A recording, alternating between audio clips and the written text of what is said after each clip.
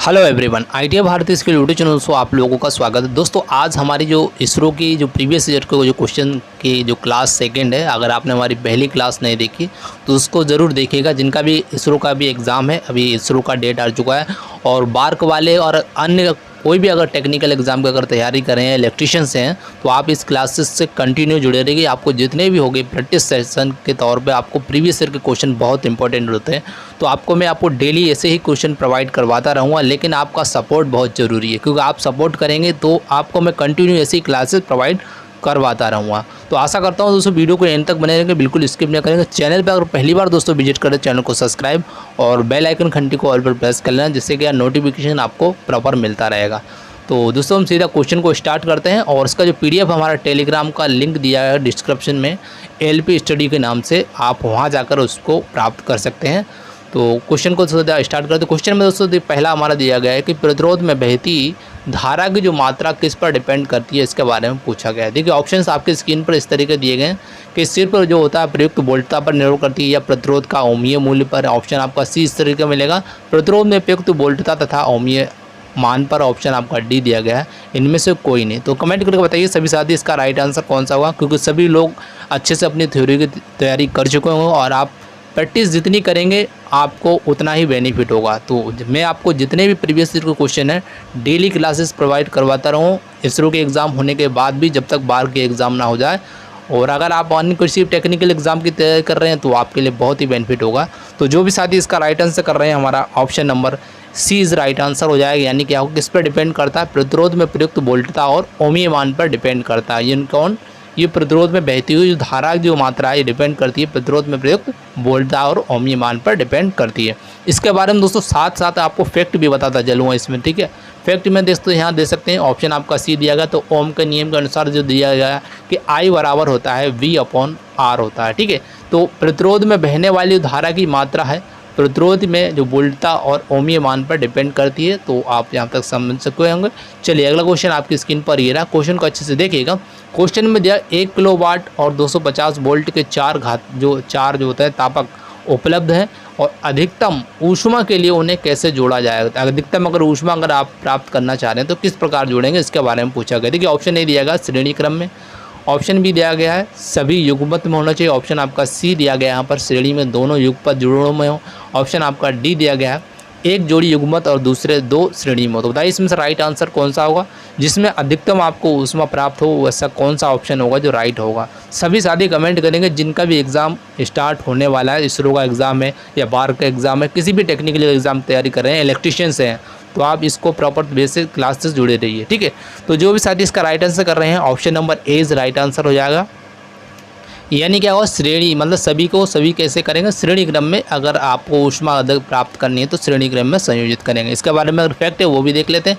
देखिए, इसका जो तापक उत्पादक जो ऊष्मा का जो फार्मूला होता है, H होता है I²RT जूल होता है, जो कि H प्रोपोर्शनल टू किसके प्रतिरोध के होता है। यानी अधिकतम ऊष्मा के लिए तापकों को कैसे में जोड़ा जाएगा, श्रेणी क्रम में जोड़ा जाएगा, ठीक है। इसका ऑप्शन नंबर 1 करेक्ट हो जाएगा आंसर, ठीक है। चलिए अगला क्वेश्चन देखो। यहाँ पर देखिए थोड़ा डल दिख रहा हो, लेकिन क्वेश्चन आपको वही प्रोवाइड कर रहा हूँ जो एग्जाम में पूछे गए क्वेश्चन, ठीक है।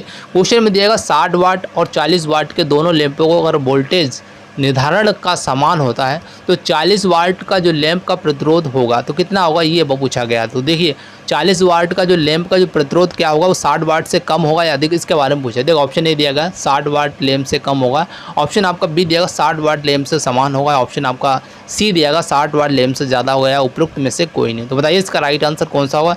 अगर आपने दोस्तों अगर अच्छे से थ्योरी को अगर पढ़ रखा है तो ये मान कर चलिए आप आसानी से इन क्वेश्चनों को कर सकते हैं, क्योंकि क्वेश्चन इसरो का 10% या 20% ही टफ रहते हैं, बाकी इजीली रहते हैं। जैसे आप देख रहे हैं 2018 में क्वेश्चन पूछा गया। तो जो भी साथी इसका राइट आंसर कर रहे हैं, हमारा option number C is right answer हो जाएगा। क्या होगा, ऑप्शन सी इसका राइट आंसर हो जाएगा। यानी क्या होगा, 60 वाट लैंप से ज़्यादा इसका क्या होगा, रेजिस्टेंस यानी प्रतिरोध होगा। क्यों होगा, देखिए यहाँ पर ऑप्शन इस तरीके से यहाँ पर समझाया गया कि जो सूत्र होता है हमारा R=V²/P होता है, जो कि किसके रेसिप्रोकल होता है, यहाँ दे सकते हैं, ठीक है। R प्रोपोर्शनल 1/P होता है। यहाँ पर दिया गया सभी वोल्टेज का जो होता है, सभी का वोल्टेज के साथ समान है। इसलिए क्या करेंगे, इसमें जिस लैंप की वोल्टेज रेटिंग अधिक होगी, मतलब अगर वोल्टेज अगर समान है और वोल्टेज रेटिंग जिस वोल्टेज की रेटिंग जो अधिक होगी तो उस लैंप का जो होगा प्रतिरोध क्या होगा, न्यूनतम हो। इसको शॉर्टकट में याद रखना, जब भी अगर आपसे इस तरीके के क्वेश्चन पूछ लिया जाए तो जिस लैंप की अगर वोल्टेज रेटिंग जो रहेगी सबसे अधिक होगी तो उसका प्रतिरोध कैसा होगा, सबसे न्यूनतम होगा। और जिसकी मतलब लैंप का जो प्रतिरोध क्या होगा, इसीलिए क्या होगा 60 वाट से लैंप से अधिक होगा। ठीक है, मतलब कहने का मतलब जो कम वाट का होगा तो उसकी रेजिस्टेंस क्या होगी, अधिक होगी, और जितना अधिक वाट का होगा वो उसकी जो रेजिस्टेंस होगी उतनी क्या होगी, कम होगी। ये कहने का मतलब है। अगर इस तरह का क्वेश्चन पूछ लिया जाए तो बिल्कुल सिंपल जवाब है। कहने का मतलब ये है, अगर कम वाट का है तो उसका रेजिस्टेंस अधिक रहेगा, अगर ज़्यादा वाट का है तो उसका रेजिस्टेंस कैसा रहेगा, कम रहेगा। तो ये इसका मेथड है, मतलब आसान भाषा में समझ सकते हैं। चलिए अगला क्वेश्चन देखते हैं। आपकी स्क्रीन पर ये रहा क्वेश्चन में दिया गया है कि यदि तांबा की प्रतिरोधकता अगर 1 है तो तांबे को एल्यूमिनियम की तुलना में करने पर संबंधित जो प्रतिरोधकता क्या होगी। तो इसके बारे में तुलना में पूछा गया, तो एल्यूमिनियम की जो प्रतिरोधकता है वो क्या होनी चाहिए, उसकी वैल्यू क्या होनी चाहिए, इसके बारे में पूछा। देखो ऑप्शन ए दिया गया, बी दिया गया, सी दिया गया, डी दिया गया। आप अच्छे से कमेंट करके बताइए कितनी होना चाहिए। सभी साथी कमेंट करेंगे, जितने भी साथी वीडियो कमेंट सभी करते चलेंगे। कमेंट करने से आपको काफ़ी बेनिफिट हो जाएगा। तो जो भी साथी इसका राइट आंसर कर रहे हैं ऑप्शन नंबर 20 राइट आंसर हो जाएगा। यानी क्या हुआ, इसकी जो एल्यूमिनियम की जो प्रतिरोधकता होती है 1.6 होती है। इसको ध्यान रखना, कितनी 1.6 होती है। इसके बारे में देखिए, इफेक्ट अगर देखना है तो यहाँ पर देख सकते हैं एल्यूमिनियम की जो प्रतिरोधकता तांबे की प्रतिरोधकता से क्या होती है, 60% अधिक होती है। क्या जो एल्यूमिनियम की जो प्रतिरोधकता है तांबे की प्रतिरोधकता से क्या होगी, 60% अधिक होगी। देख सकते हैं यहाँ पर दिया गया तांबे की अगर प्रतिरोधकता की अगर बात की जाए तो 1.72 × 10⁻⁻8 ओम मीटर होता है। और एल्यूमिनियम की अगर बात की जाए तो एल्यूमिनियम की जो हमारी होती है 2.65 × 10⁻⁸ ओम मीटर होता है। तो इसलिए जो इसका जो राइट आंसर आया वो हमारा क्या आया, ऑप्शन नंबर 20 राइट आंसर होगा। ठीक है, अच्छे से याद करना, ऑप्शन नंबर 20 करेक्ट आंसर हो जाएगा। तो दोस्तों इसलिए यहाँ पर देखिए बिल्कुल आसान भाषा में यहाँ कहा गया तांबे को एल्यूमिनियम की तुलना में करने पर, मतलब एल्यूमिनियम की तुलना करना है तांबे से। तो एल्यूमिनियम की अगर तुलना तांबे से करना है तो तांबे की जो पूछी गई है तांबे की 1.6 होगी। मैंने आपको ये फैक्ट सहित बता दिया। 1.72 × 10⁻⁸ होता है, लगभग 1.6 ही माना गया। ठीक है, तो ऑप्शन नंबर 20 राइट आंसर हो जाएगा। चलिए अगला क्वेश्चन आपकी स्क्रीन पर ये रहा। क्वेश्चन को देखिएगा। क्वेश्चन में दिया गया क्यू विद्युत की जो मात्रा जानने का सूत्र क्या है। इस तरह के भी क्वेश्चन पूछ लिया जाते हैं, बिल्कुल आसान क्वेश्चन भी कभी कभी पूछ लिए जाते हैं, इसलिए हर तरह के क्वेश्चन आपको याद होना चाहिए। देखिए ऑप्शंस आपके स्क्रीन पर दिए गए, अच्छे से इनको देखिए और कमेंट करके बताइए इसका राइट आंसर क्या होना चाहिए। सभी साथी कमेंट करेंगे, जितने भी साथी अगर इसरो का और बार के एग्ज़ाम की अगर तैयारी कर रहे हैं तो इन क्वेश्चन को प्रैक्टिस के तौर पर अच्छे से याद करते चलना। ठीक है, तो जो भी साथी इसका राइट आंसर कर रहे हैं हमारा option number C right answer हो जाएगा। यानी कि Q बराबर जो हमारा क्या होगा, धारा इंटू समय, इसका राइट आंसर हो जाएगा। यानी विद्युत धारा की अगर मात्रा अगर आपको निकालनी है तो ये इसका जो फार्मूला होगा Q = धारा इंटू समय होगा। ठीक है, इसके बारे में फैक्ट दिया गया, देख सकते हैं यहाँ पर जो फार्मूला होता है Q = IT जो एम्पियर सेकेंड में होता है। और इस तरह से यहाँ पर ये दिया सकता है Q = NE भी हो सकता है। ठीक है, और इससे संबंधित कभी कभी एग्जाम्पल के लिए न्यूमेरिकल भी अगर पूछ लिया है तो आप इस फार्मूले के जरिए आसानी से निकाल सकते हैं। चलिए अगला क्वेश्चन देखिए, आपकी स्क्रीन पर ये रहा। क्वेश्चन को देखिए, क्वेश्चन में दिया गया प्रतिरोधकता का पारस्परिक है तो क्या है। देखिए ऑप्शन ए दिया, मतलब जो प्रतिरोधकता है किसके पारस्परिक है। तो ऑप्शन ए दिया चालकता के, जो सुग्राहिता के, या प्रतिबाधा के, या प्रतिघात के। बताइए इसका अपोजिट पूछा गया। यहाँ पर देखो रेसिप्रोकल, थोड़ी दोस्तों यहाँ पर रेसिप्रोकल पूछा गया तो क्या होना चाहिए, कमेंट करके बताइए। सभी साथी बताएंगे ये आंसर इसका। और 2019 में ये क्वेश्चन पूछा गया है, तो काफ़ी बच्चे इसका राइट आंसर कमेंट भी कर रहे हैं। तो जो भी साथी कर रहे हैं ऑप्शन नंबर ए कर रहे हैं उनका राइट आंसर हो जाएगा। यानी कि जो रेसिप्रोकल होगा वो किसका होगा, कंडक्टेंस यानी कि चालकता, इसका करेक्ट आंसर हो जाएगा। कैसे यहाँ देख सकते हैं फैक्ट में इसका आपको समझा रहा कि प्रतिरोध का जो व्युत्क्रम किसका, प्रतिरोध का मतलब उल्टा, मतलब व्युत्क्रम मतलब उल्टा किसका होता है, चालकता होती है। और प्रतिरोध R का मात्रक जो होता है ओम होता है। और चालकता की अगर बात की जाए, चालकता को G से डिनोट किया जाता है, इसका जो मात्रक होता है वो होता है महो होता है। ठीक है, इसे सीमेन के नाम से भी कभी कभी एग्जाम में पूछ लिया जाता है। चालकता का सीमेन में भी दे दिया जाता है, अगर मात्रक में अगर पूछ लिया जाता, कभी ऑप्शन में दे दिया सीमेन, तो सीमेन में याद रखना, महो और सीमेन दोनों ही होते हैं। तो इसका जो फार्मूला है इसको आप यहाँ देख सकते हैं क्या क्या है इसके बारे में, और अच्छे से फैक्ट को यहाँ पर समझ सकते हैं। ठीक है, इसका मैं PDF आपको टेलीग्राम का लिंक हमारा डिस्क्रिप्शन में दिया गया, आप वहाँ जाकर डेली आपको क्लासेस के बाद आपको प्रोवाइड करवा दिया करें। ठीक है, चलिए अगला क्वेश्चन आपकी स्क्रीन पर ये रहा, क्वेश्चन को अच्छे से देखिएगा। क्वेश्चन में दिया गया 60 वाट और 25 वाट के दो लैंप अगर समान वोल्टता में अनुमत में है तो 25 वाट लैंप का प्रतिरोध क्या होगा। दोस्तों ये क्वेश्चन वापस रिपीटेड हुआ है, लेकिन क्वेश्चन में थोड़ा सा चेंज है। ठीक है, और अब बताइए इसका राइट आंसर क्या होगा। 25 वाट का अगर जो लैंप है तो उसका देखिए ऑप्शन ये दिया गया है कि यहाँ पर 60 वाट लैंप से कम होगा, 60 वाट लैंप के समान होगा, या फिर 60 वाट लैंप से ज़्यादा होगा, या फिर कम होगा। तो मैंने आपको शॉर्ट में बिल्कुल बताया था कि अगर 25 वाट का अगर लैंप है, अगर जिसका वाट अगर कम है तो उसका रेजिस्टेंस क्या होगा, हमेशा ज़्यादा होगा। क्या होगा, रेजिस्टेंस हमेशा ज़्यादा होगा, यानी कि 60 वाट से क्या होगा, ज़्यादा होगा, मतलब 7 का क्या होगा, इसका सी राइट आंसर हो जाएगा। बिल्कुल शॉर्ट मतलब याद रखना इसका मतलब, अगर ज़्यादा वाट का अगर पूछा गया, उसका जितना कम वाट का होगा उसका रेजिस्टेंस उतना अधिक होगा, और जितना अधिक वाट का होगा तो उसका क्या होगा, रेजिस्टेंस यानी प्रतिरोध उतना ही कम होगा। तो कहने का मतलब यहाँ पूछा गया है कि 25 वाट का जो लैंप है इसका जो प्रतिरोध क्या होगा, 60 वाट से क्या होगा, ज़्यादा होगा। Option number C is right answer. समझ चुके हैं, इसका जो फैक्ट आप यहाँ दे सकते हैं, इस तरीके से यहाँ पर दिया गया है, आप इसको PDF के तौर पर अच्छे से आपको मैं दे दूँगा। यहाँ पर देखिए बिल्कुल समझा रखा है कि अधिक है तो क्या होगा, समान वोल्टेज अगर समान है तो रेजिस्टेंस क्या हो जाएगा, कम हो जाएगा, अगर कम है तो क्या होगा, अधिक हो जाएगा रेजिस्टेंस। ध्यान रखना, पावर अगर अधिक है, वाट अगर अधिक है। मैंने आपको शॉर्ट में बता दिया है इसको, अगर इस तरह क्वेश्चन एग्जाम में देखो, इसरो में क्वेश्चन पूछे गया है, इसलिए आपको ये रिपीटेशन आपको वापस देखने के लिए मिला इस तरह का। तो चलिए अगला क्वेश्चन आपकी स्क्रीन पर ये रहा, क्वेश्चन को अच्छे से समझिएगा। क्वेश्चन में दिया एक खोखली गोलक जो गोलीय चालक के भीतर होता है, क्या देखिए ऑप्शन ए दिया गया, जो विद्युत क्षेत्र शून्य होता है, ऑप्शन आपका बी दिया गया, विद्युत क्षेत्र स्थिर होता है, ऑप्शन आपका सी दिया गया है, विद्युत क्षेत्र चालक को दिए जाने वाले आवेश की मात्रा के अनुसार बदलता है, ऑप्शन आपका डी दिएगा, विद्युत क्षेत्र गोलक के केंद्र से दूरी के अनुसार बदलता है। तो इसमें से राइट आंसर कौन सा होना, अगर एक कोई गोलीय कोई खोखला कोई गोली अगर चालक है तो उसके भीतर क्या होगा, देखिए आप ऑप्शंस कमेंट करके बताइए सभी साथी। अगर आपने थ्योरी को, अगर आपके पास जो भी बुक है ना, अगर उसको ही अगर 1-2 बार रिवीजन अच्छे से कर लिया तो ये मान के चलिए आप एग्ज़ाम क्रैक कर सकते हैं, क्योंकि ये नहीं है कि ज़रूरी कि मतलब 50 बुकें ले लो उसके बाद सिलेक्शन होगा। आपके पास जो भी है अच्छी से बुक ले लो एक, और उसके बाद प्रैक्टिस के तौर पर कहीं से भी तैयारी करो, यूट्यूब से प्रैक्टिस कहीं से भी करो। प्रीवियस ईयर के क्वेश्चन जितने आप अधिक लगाओगे उतने आपके लिए बेनिफिट होते हैं। तो जो भी साथी इसका राइट आंसर कर रहे हैं, हमारा option number A is right answer हो जाएगा। क्या होगा, ऑप्शन ए करेक्ट, यानी विद्युत क्षेत्र क्या होगा, शून्य होगा। अगर मान लिया कोई गोलीय जो चालक है उसके अंदर मतलब खोखला है भीतर से, तो उसमें क्या होगा, विद्युत क्षेत्र कैसा होगा, शून्य होगा। इसके बारे में कुछ फैक्ट है वो भी देख लेते हैं। यहाँ पर वही फैक्ट दिया गया, गोली जो खोखले गोली चालक के भीतर क्या होता है, विद्युत क्षेत्र क्या होता है, शून्य होता है। कहने का मतलब यही दिया गया। ठीक है, चलिए अगला क्वेश्चन आपकी स्क्रीन पर दिया गया ये क्वेश्चन। इस तरह के क्वेश्चन आपके एग्जाम में बार बार रिपीट हो रहे हैं, और ध्यान रखना कि इस तरह के क्वेश्चन को बिल्कुल ध्यानपूर्वक हल्के में मत लेना। ठीक है, क्वेश्चन में दिया गया नारंगी, लाल और भूरा और स्वर्णिम रंग बैंड वाले एक कार्बन प्रतिरोध का आपको मान निकालना। तो मैं इसका मैंने आपको बोला था PDF आपको प्रोवाइड करवा दूंगा, तो आज के समय नहीं मिल पाया तो मैंने आपको इसका भी एक PDF दे दूंगा, जिससे आप बिल्कुल विधिवत तरीके से आप इसका रेजिस्टेंस निकाल सकते हैं। तो किस तरीके से निकालेंगे तो आप इसमें से कमेंट करके बताइए। अगर इसके बारे में अगर थोड़ा सा भी अगर बुक में पढ़ा तो आप आसानी से कमेंट कर सकते हैं। तो सभी साथी कमेंट करेंगे इसका राइट आंसर क्या होना चाहिए।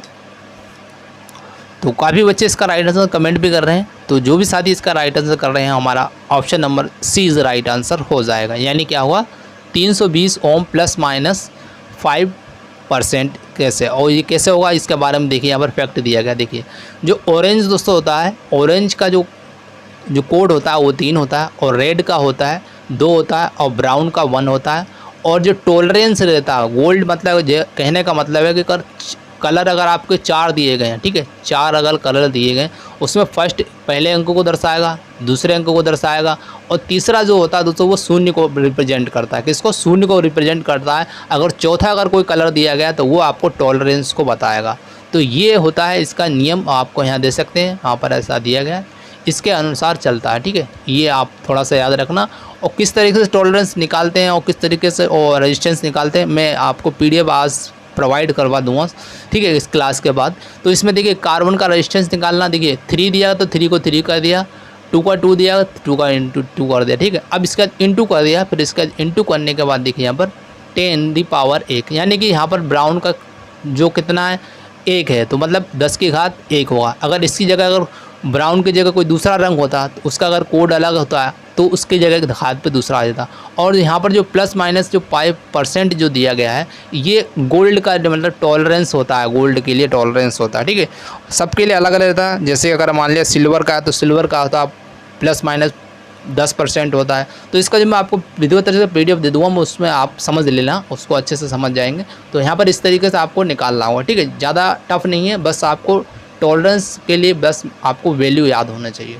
चलिए अगला क्वेश्चन देखते हैं। आपकी स्क्रीन पर ये रहा क्वेश्चन में दिया गया 5 एमपीजे पर्वत के 800 वाट से कम में अनुपात अधिकतम प्रकाश बिंदुओं की संख्या होगी तो कितने पॉइंट होंगे। ये भी क्वेश्चन कई बार हर एग्जाम में पूछा जाता है। तो कितने पॉइंट्स होंगे, देखिए 5 पॉइंट होंगे या 10 पॉइंट होंगे या 15 पॉइंट होंगे, 20 पॉइंट होंगे। तो आप बताइए इसका राइट आंसर कौन सा होगा। सभी साथी कमेंट करेंगे, जितने भी साथी वीडियो सभी कमेंट करते चलेंगे, क्योंकि एग्ज़ाम सभी का है। काफ़ी बच्चे बार्क का भी एग्ज़ाम तैयारी कर रहे हैं, इसरो का जिनका एग्ज़ाम आने वाला उन्होंने भी इसरो और बार्क दोनों का भी डाला, और अनटेक्निकल एग्जाम के लिए भी अगर तैयारी कर रहे हैं इलेक्ट्रिशियन के, तो आप विधिवत तरीके से इस क्लास से जुड़ते रहिए, काफ़ी बेनिफिट होगा क्लास से जुड़ने से, ठीक है। तो जो भी साथी इसका राइट आंसर कर रहे हैं ऑप्शन नंबर 20 राइट आंसर हो जाएगा, यानी क्या होगा 10 पॉइंट होंगे। अगर 5 एम्पीयर पर्वत में 800 वाट से अगर कम है तो अधिकतम जो पॉइंट्स होंगे, जो प्रकाश यानी लाइट बिंदु के जो पॉइंट होंगे कितने होंगे 10 पॉइंट होंगे। ऑप्शन नंबर 20 राइट आंसर हो जाएगा। इसके बारे में यही दिया गया कुछ फैक्ट कि 10 पॉइंट प्रकाश बिंदु जो प्रकाश और पंखे के लिए और 800 वाट से अधिक लोड नहीं होना चाहिए, यानी ऑप्शन नंबर 20 करेक्ट हो गया, ठीक है। चलिए अगला क्वेश्चन आपकी स्क्रीन पर ये रहा। क्वेश्चन में पूछा गया है यदि धारा आई है और V वोल्टता है तो आपका शक्ति यानी पावर के तुल्य होगा, मतलब किसके तुल्य होगा। तो ये आपको फार्मूला तो याद होना ही चाहिए, तो कमेंट करके बताइए। ऑप्शन ए दिया गया V² / I दिया गया, ऑप्शन आपका बी दिया गया कि V² × I दिया गया, ऑप्शन आपका सी दिया गया V × I² दिया गया, ऑप्शन आपका डी दिया गया V × I दिया गया। तो दोस्तों थोड़ा हो सकता है आपको PDF में थोड़ा कम दिख रहा हो, लेकिन मैनेज करना, क्योंकि जितने भी हम क्वेश्चन दोस्तों आपको तैयार करके दे रहे हैं ये बहुत ही, इसमें भी हमें बहुत मेहनत लगती है। तो टाइपिंग के लिए अभी इतना एफर्ट नहीं है कि आपको प्रोवाइड कर सकता हूँ, लेकिन आप मैनेज करें। क्वेश्चन आपको वही प्रोवाइड करूँगा जो कि एग्ज़ाम ओरिएंटेड होगा, बस आप लोगों का सपोर्ट और प्यार चाहिए इसी तरह का। तो जो भी साथी इसका राइट आंसर कर रहे हैं हमारा option number D right answer हो जाएगा, यानी क्या होगा जो हमारा क्या होगा पावर जो होता है V × I इसका करेक्ट आंसर हो जाएगा। देख सकते हैं यहाँ पर फैक्ट के रूप में यहाँ पर आप देख सकते हैं कि यदि I और जो दिया गया वोल्टता दिया गया तो P = पावर होगा V × I होगा, ठीक है, ये यहाँ पर दिया गया, ठीक है। चलिए अगला क्वेश्चन आपकी स्क्रीन पर ये रहा। क्वेश्चन में दिया गया है कि धातु के तार में कौन सा कण विद्युत धारा का वहन करता है। तो विद्युत धारा का वहन कौन करेगा। देखिए ऑप्शन ए दिया प्रोटॉन दिया गया, इलेक्ट्रॉन दिया गया, इलेक्ट्रोलाइट दिया गया और न्यूट्रॉन दिया गया। तो बताइए इसका राइट आंसर कौन सा होगा। सभी साथी कमेंट करेंगे, इसका तो सभी को नॉर्मल क्वेश्चन है, आप आसानी से कमेंट करके बता सकते हैं इसका राइट आंसर क्या होना चाहिए। तो काफ़ी बच्चे इसका राइट आंसर कमेंट भी कर रहे हैं। तो जो भी साथी कर रहे हैं ऑप्शन नंबर 20 राइट आंसर, इसमें कोई दम नहीं है इस क्वेश्चन में, क्योंकि इलेक्ट्रॉन के द्वारा ही क्या होता है किसी भी कंडक्टर में, चालक में, धातु में क्या होता है विद्युत धारा प्रवाहित होती है, यानी ऑप्शन नंबर 20 राइट आंसर हो जाए। इसके बारे में अगर फैक्ट दिया गया यहाँ पर देख सकते हैं, इलेक्ट्रॉन जो पार्टिकल हैं के उपस्थिति के होने से मेटल जो वायर में क्या होता है इलेक्ट्रॉन्स करंट का फ्लो होता है, और इलेक्ट्रॉन ऋणावेशित कण होता है और प्रोटॉन जो होता है धनावेशित कण होता है, और न्यूट्रॉन अगर बात की जाए ये उदासीन कण होता है। इसके बारे में ये फैक्ट दिया गया। तो चलिए अगला क्वेश्चन आपकी स्क्रीन पर ये रहा। क्वेश्चन को अच्छे से देखिएगा।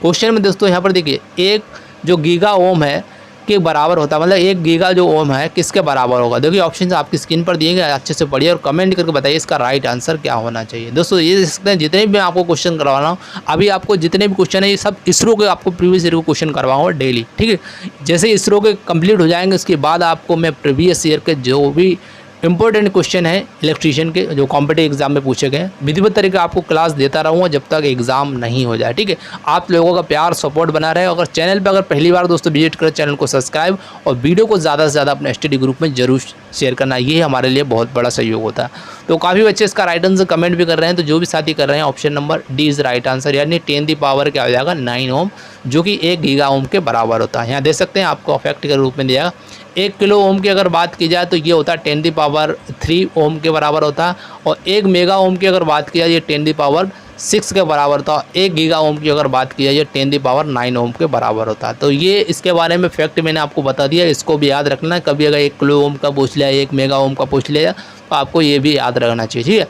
चलिए अगला क्वेश्चन आपकी स्क्रीन पर ये रहा। क्वेश्चन में दिया गया 50 हर्ट्ज पावर आवृत्ति से संबंधित अवधि है। तो अवधि निकालना है यानी टाइम पीरियड निकालना है, तो देखिए कितना होगा। ऑप्शन ए दिया गया है, बी दिया गया, सी दिया गया, डी दिया गया। अगर आपको फार्मूला आता है तो बिल्कुल विधिवत तरीके से आप आसानी से इसका राइट आंसर कमेंट कर सकते हैं। तो सभी साथी बताएंगे इसका राइट आंसर कौन सा होना चाहिए। जितने भी साथी वीडियो सभी कमेंट करेंगे, कमेंट करके बताइए इसका राइट आंसर क्या होना चाहिए। तो काफ़ी बच्चे इसका राइट आंसर कमेंट भी कर रहे हैं, तो जो भी साथी इसका कर रहे हैं ऑप्शन नंबर डी कर रहे हैं उनका राइट आंसर हो जाएगा। यानी क्या होगा, ये 20 मिली सेकेंड इसका करेक्ट आंसर हो जाएगा। किस तरीके से यहाँ पर देख सकते हैं, जो टाइम पीरियड का फार्मूला होता है हमारा 1/फ्रीक्वेंसी होता है। तो देख सकते हैं यहाँ पर t = 1/आवर की जो फ्रीक्वेंसी दी गई थी 50 हर्ट्ज दी गई थी, तो यहाँ पर वैल्यू रख दी, इसको आपको डिवाइड कर दिया। तो डिवाइड करने के बाद 0.02 सेकेंड आया। इसको जब चेंज जो हुआ है 20 मिली सेकेंड में चेंज हो गया। ठीक है, इस तरीके से आपका आंसर आया है। ठीक है, फार्मूला है इसके द्वारा आसानी से निकाला। ठीक है, चलिए अगला क्वेश्चन आपकी स्क्रीन पर ये रहा। क्वेश्चन को अच्छे से देखिएगा। क्वेश्चन में दिया कि ओजोन परत में हो रहे छेद का कारण क्या है। मतलब जो ओजोन परत में जो छेद हो रहा है उसका मेन कारण क्या है, इसके बारे में पूछे थे। ऑप्शन अच्छे से पढ़िए और आसानी से आप कमेंट कर सकते हैं। इसके बारे में आपने बहुत पहले से भी पढ़ा होगा, 9th 10th में भी इसके बारे में पढ़ा होगा। अगर पढ़ा है तो कमेंट करके बताइए इसका राइट आंसर क्या होगा। जो ओजोन परत में छेद होने का कारण क्या होगा। तो काफ़ी बच्चे इसका राइट आंसर कमेंट भी कर रहे हैं। तो जो भी साथी इसका राइट आंसर कर रहे हैं ऑप्शन नंबर 20 राइट आंसर हो जाएगा। यानी क्या, क्लोरोफ्लोरो जो कार्बन रहता है इसके कारण क्या होता है कि ओजोन परत में जो छेद हो रहा है इसका कारण होता है। इसके बारे में अगर कुछ फैक्ट दिया गया यहाँ पर देख सकते हैं। क्षोभ मंडल के बाद या ऊपर दूसरा जो मंडल समताप मंडल है, जिसके ऊपरी सतह पर ओजोन अधिक पाई जाती है और जिसे हम ओजोन परत के नाम से जानते हैं। और ओजोन परत जो होती है सूर्य से निकलने वाली क्या होता है, परावैंगनी जो किरणें होती हैं पृथ्वी से रक्षा करती है। मतलब जो परावैंगनी जो किरणें हैं, जो हानिकारक जो किरणें रहती हैं उनको हमारा क्या बचाव करती हैं। तो ओजोन को सर्वाधिक क्षति पहुँचाने वाली जो गैस है वो है क्लोरीन, जो मिश्रित रूप में पाया जाता है, जैसे कि हमारा CFC हुआ, हाइड्रोक्लोरोफ्लोरोकार्बन। तो ये इसके अतिरिक्त जो हेलोजन गैसें हैं chlorine, fluorine, bromine, iodine, nitrous oxide, ये ओजोन परत को क्या पहुंचाती हैं, क्षति पहुंचाती हैं। तो ये हमारा आज का वीडियो ही कंप्लीट सेशन हुआ। तो मिलते हैं नेक्स्ट सेशन में। अगर वीडियो अच्छी लगे तो दोस्तों वीडियो को ज़्यादा से ज़्यादा अपने स्टडी ग्रुप में जरूर शेयर करें, क्योंकि ये हमारे लिए बहुत ही महत्वपूर्ण है। क्योंकि हम आपके लिए मेहनत कर रहे हैं तो आप स्टडी ग्रुप में ज़रूर शेयर कर दिया करें। चैनल पर पहली बार विजिट करें, चैनल को सब्सक्राइब और बेल आइकन घंटी को ऑल पर प्रेस करना, जिससे नोटिफिकेशन आपको नई वीडियो का मिलता रहेगा। ठीक है, तो thank you for watching this video. जय हिंद, जय भारत। मिलते हैं नेक्स्ट वीडियो में।